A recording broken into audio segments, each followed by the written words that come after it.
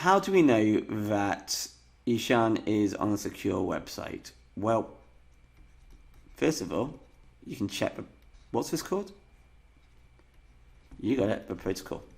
So you want to make sure that the protocol equals HTTPS. Another thing what you can do is check the padlock icon. Does it have a padlock icon? Oops, I can't spell padlock. Also, what you can do is you can actually view the website certificate. You can actually have a look at it yourself. So in your browser, if you click on the padlock, you can actually click on the certificate. So if you click on the padlock in your browser, try it yourself, and you can click on view certificate. Okay, now onto the main part.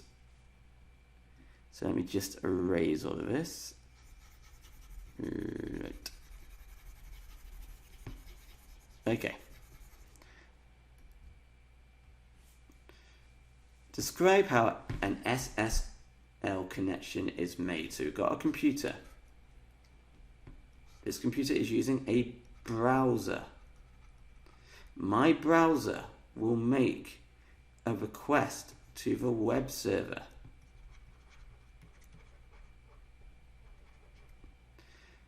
For identification.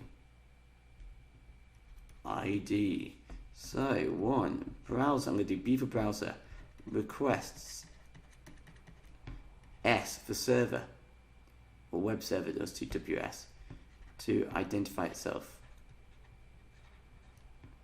for identification.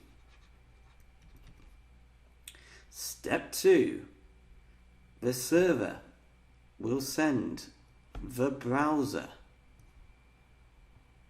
its certificate of authentication.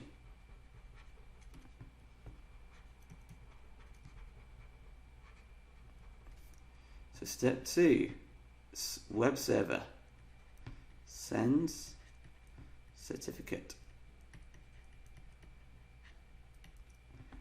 authentication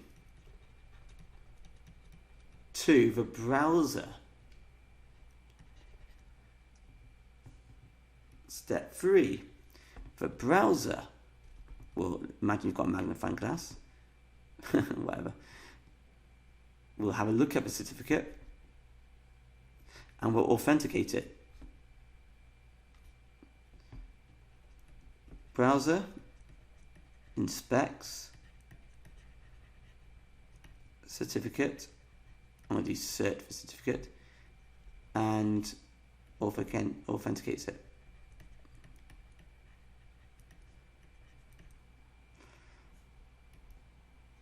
If it is authentic, if it is good, a connection is established. If good, then, or another way of saying good, if authentic, then connection is established. If bad, so if not authentic, the website will be blocked or not recommended. Now, from this point forward, any data which is sent between the browser and the server is going to be encrypted using both public and private key, so asymmetric encryption. So any communication is now encrypted using public and private key.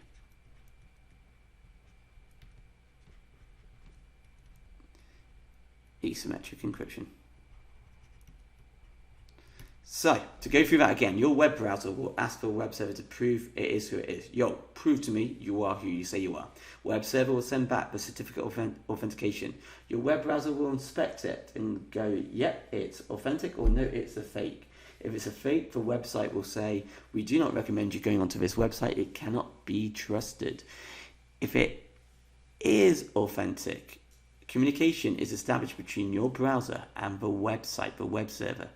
Any communication from this point forward will be encrypted using a public and private key, or otherwise known as asymmetric encryption.